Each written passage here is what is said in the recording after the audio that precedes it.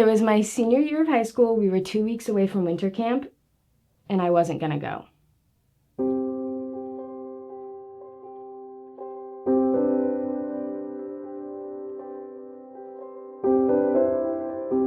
Hi, my name is Teagan Mooney, and this is the story of how God saved my soul.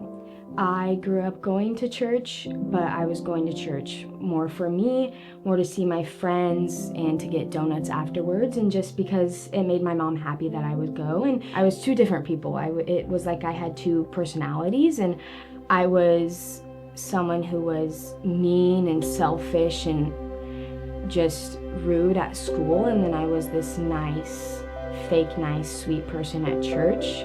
And I just remember right before I got saved, like I would leave church and I just felt like exhausted from being like fake and just pretending that I liked everybody and that I was happy to be there because I wasn't. I would say I would have like these camp moments at camp where I would have conversations, and then I thought I was saved, and then I would come home from either Havasu or winter camp down that mountain, and I would be living the exact same life I did before I went on the bus to go to camp.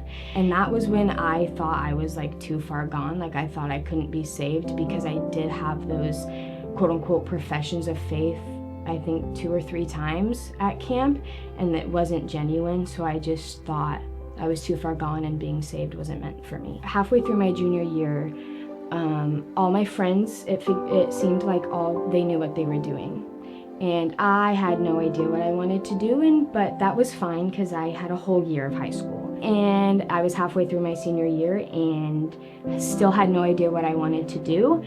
And that caused a lot of really bad anxiety. It got to the point where I just wasn't going to school because I was so anxious that I just couldn't get out of bed. And I texted Shane and I was like, I just need to meet up. Like, I'm so anxious, I don't know what's going on. And he asked me if I was saved and if I had truly repented of my sins. And when I was asked that in the past, I would give a fake answer of yes, and then make up a fake testimony. But that was the time like I answered for real, and I told him no. And he asked me why, and it was just the control. I didn't want to give up my control. I wanted to be in control of my life, and I wanted to know everything, and I didn't want someone else to tell me how to live my life. It was 2 weeks before winter camp, and there was a special event, and I wasn't gonna go, but I ended up going. Then Shane started preaching, and he used an analogy of like how Jesus died for our sin, and it was a long receipt, and he paid that debt in full.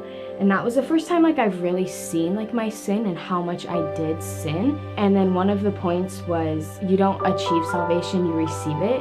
And that was like my light bulb moment. I was like, that is what I need. Like I need to receive it. It's nothing I can do on my own. It's all God.